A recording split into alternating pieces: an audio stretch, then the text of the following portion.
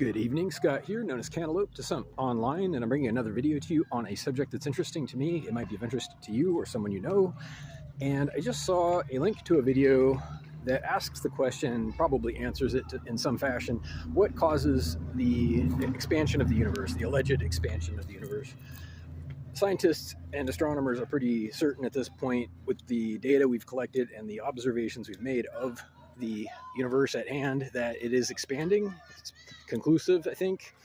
And the question is a mystery to some people, and probably to most, if not, all scientists, since there's no actual way to, fly up and prove it really. So it's speculative, it's theoretical, based on ideas and hypotheses, as it were. So I want to weigh in on this, being a programmer of animations and video games, simulations, particle effects, and things like that for many, many years, and I have some insight into what can cause such a thing to happen on a large scale.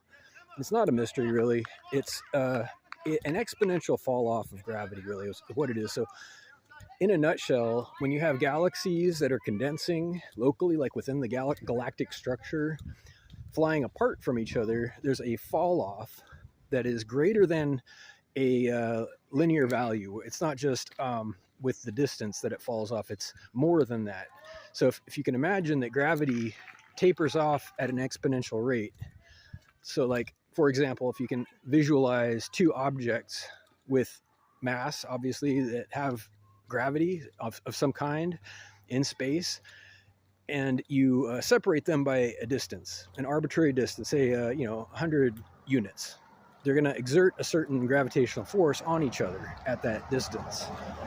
And what I'm saying is, if you double the distance, you don't just half the gravitational influence they have on each other, it's less than half at that point. And this is the nature of gravity that is causing things to appear to fly apart or expand. So it's a matter of, the faster and farther things fly apart, the faster and farther they fly apart. It increases the further they go, except for, within local structures. And there's a tipping point at the edge of galaxies where things are not flying apart anymore because of the curvature of the fall off. You can graph it. It's not an actual curve that you can observe physically, but you can graph the fall off, and there's an apex beyond which it flies apart, and within that, the apex of that curve, things come together. And it's a pretty wide area, and it does seem to be constant. They talk about the gravitational constant, and this is what determines that area. And it turns out that it's the size of a galaxy. Go figure.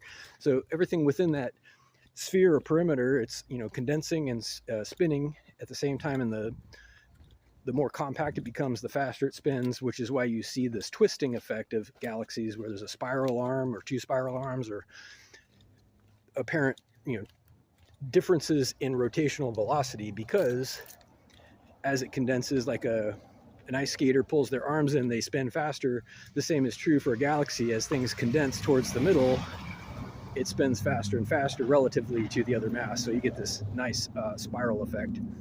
It's interesting, though. It's you can grasp the expansion pretty easily. And I think I'm going to wrap up. My last point on this is that while it's a very large subject, it's a large phenomenon, it also is not outside of the realm of possibility that a future civilization or some current advanced civilization could harness this expansion and alter the course of it if they desired.